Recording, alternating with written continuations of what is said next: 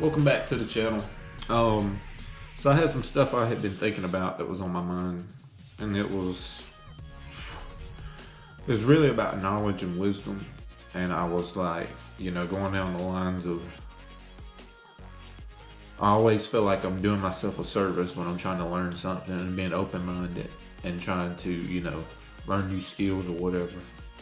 So I was reading, and then I found in the Bible, in Proverbs, this verse that I want to share, and then elaborate and on that and ways that I learn and things that I try to learn about. So I read out of the King James Version, and then I have the New Living Translation just because it's easier to understand for me. So we'll start with the King James Version. It's Proverbs chapter 12, verse 1. Whoso loveth instruction loveth knowledge, but he that hateth reproof is brutish. Okay, that was out of the King James Version. Here is out of the New Living Translation. Proverbs 12, verse 1. To learn, you must love discipline. It is stupid to hate correction. I was kind of thinking about this morning too when I was running. Or I think about it often, or frequently, when I'm training or exercising. So many times that there's just discipline that gets you through it. And I talked about that in my last videos, the discipline that gets me through some workouts, some days. It's just knowing to do it, and there's something to gain from it. For exercise, for one point perspective, it may be the aesthetics. It may be how your body feels. It may be how your mind feels after the exercise, because if you ever worked out, you just like your mind has a reset, and it's just in a peaceful state after a workout. So on to always learning something. I think it's very important to always learn something. So I'm constantly, and I'm not perfect. I get on social media and waste time like everybody else, and I try to monitor that. Some days better than others, some weeks better than others. The good thing about it, we get with these Apple devices, you get these weekly reports. So those can be they can be a little embarrassing. Like, I spent that much time, I could have been doing something better.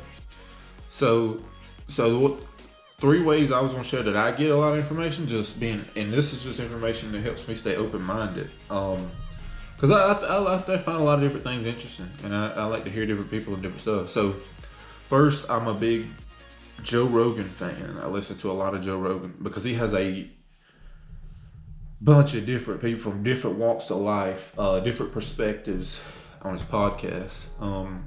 And I think that's important. It's always, I call it free thinking. It allows you to think more freely when you hear all these things, because you got to kind of see it from you get to see it from their perspective. And then you begin to see things from other perspectives as opposed to just yours.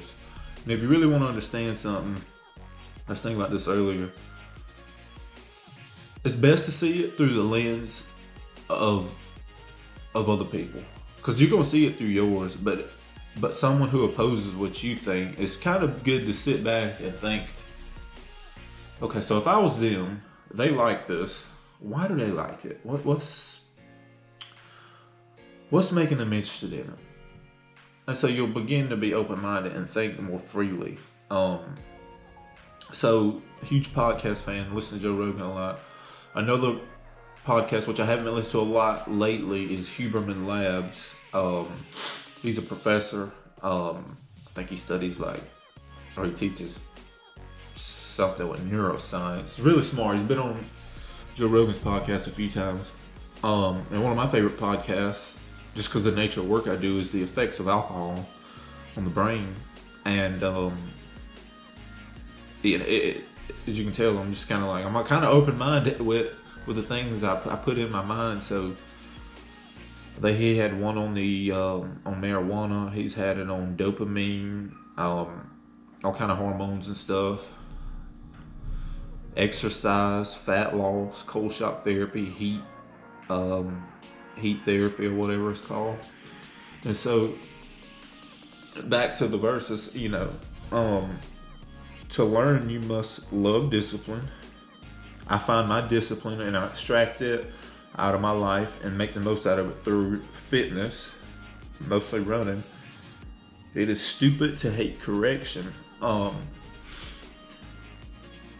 So yeah, and before I get to the correction part, I want one more podcast. So the last podcast, my running coach, he actually has a podcast. It's called The Creator's Chosen, and it's a Christian podcast, and it's really good. I like it. And so I always, it's if you're a Christian, it's good to hear other people and their perspective on everything, and because the Bible it can be complex sometimes, and so understanding things you may have to, maybe best to hear it from somebody else, hear the way they interpret it. So, but on to the second part. It is stupid to take correction. So think about this, and I can think about anytime I get corrected. I'm kind of like